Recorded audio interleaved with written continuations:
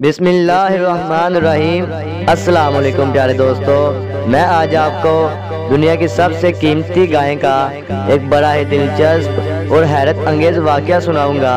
بنی اسرائیل میں ایک بہت ہی نیک اور صالح بزرگ تھے اور ان کا ایک ہی بچہ تھا جو نابالغ تھا اور اس کے پاس فقط ایک گائے کی بچیا تھی۔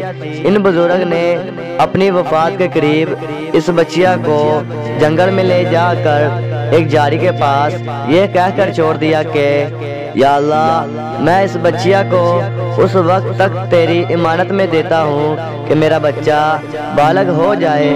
اس کے بعد ان بزرگ کی وفات ہو گئی اور بچیا چند دنوں میں بڑی ہو کر درمیانی عمر کی ہو گئی اور بچہ جوان ہو کر اپنی ماں کا بہت ہی فرما بردار اور انتہائی نیکوکار ہوا۔ اس نے اپنی رات کو 3 حصوں میں تقسیم کر رکھا تھا۔ ایک حصہ میں سوتا تھا اور ایک حصہ میں عبادت کرتا تھا اور ایک حصہ میں اپنی ماں کی خدمت کرتا تھا۔ روزانہ صبح کو جنگل سے لکڑیاں کاٹ کر لاتا اور ان کو فروخت کر کے ایک تہائی رقم صدقہ کر دیتا اور ایک تہائی اپنی ذات پر خرچ کرتا اور ایک تہائی رقم اپنی والدہ کو دے دیتا۔ ایک دن لڑکے کی ماں نے کہا کہ میرے پیارے بیٹے، تمہارے باپ نے میراث میں ایک بچیا چھوڑی تھی جس کو انہوں نے فلاں جاری کے پاس جنگل میں خدا کی امانت میں سونپ دیا تھا۔ اب تم اس جاری کے پاس جا کر یوں دعا مانگو کہ اے حضرت ابراہیم علیہ السلام، حضرت اسماعیل علیہ السلام، حضرت اسحاق علیہ السلام کے خدا، تم میرے باپ کی سونپی ہوئی امانت مجھے واپس دے دے۔ اور اس بچیا کی نشانی یہ ہے کہ وہ پیلے رنگ کی ہے اور اس کی کھال اس طرح چمک رہی ہوگی کہ جیسے سورج کی کرنیں اس میں سے نکل رہی ہیں۔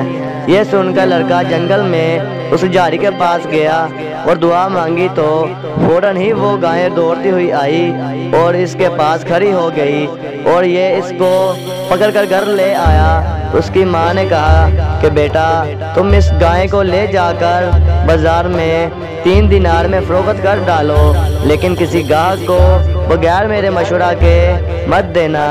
ان دنوں بازار میں گائے کی قیمت 3 دینار ہی تھی۔ بازار میں ایک گاہک آیا جو در حقیقت فرشتہ تھا۔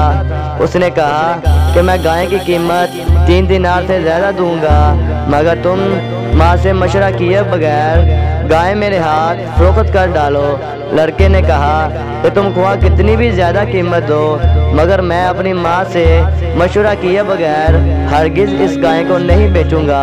لڑکے نے سارا ماجرا بیان کیا تو ماں نے کہا کہ یہ گاہک شاید کوئی فرشتہ ہو۔ اے بیٹا، تم اس سے مشورہ کرو کہ ہم اس گائے کو ابھی فروخت کریں یا نہ کریں۔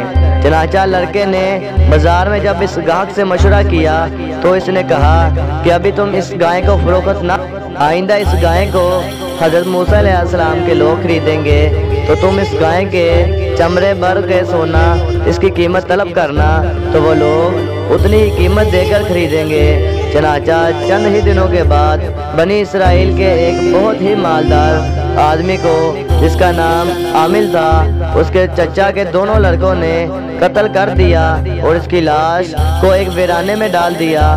صبح کو قتل کی تلاش شروع ہوئی، مگر جب کوئی سراغ نہ ملا تو کچھ لوگ حضرت موسیٰ علیہ السلام کی خدمت میں حاضر ہوئے اور قاتل کا پتہ پوچھا تو آپ نے فرمایا کہ تم لوگ ایک گائے ذبح کرو اور اس کی زبان یا دم کی ہڈی سے لاش کو مارو تو وہ زندہ ہو کر خود ہی اپنے قاتل کا نام بتا دے گا۔ یہ سن کر بنی اسرائیل نے گائے کے رنگ، اس کی عمر وغیرہ کے بارے میں بحث خرید شروع کر دی۔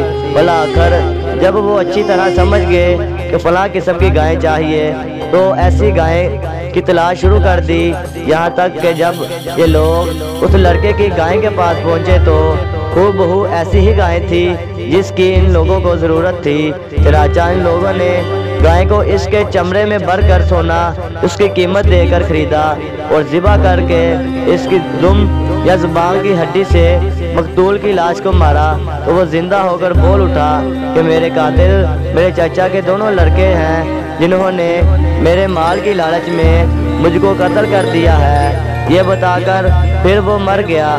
چنانچہ ان دونوں قاتلوں کو قصاص میں قتل کر دیا گیا اور مرد سلاح کا لڑکا جو اپنی ماں کا فرما بردار تھا کثیر دولت سے مالا مال ہو گیا۔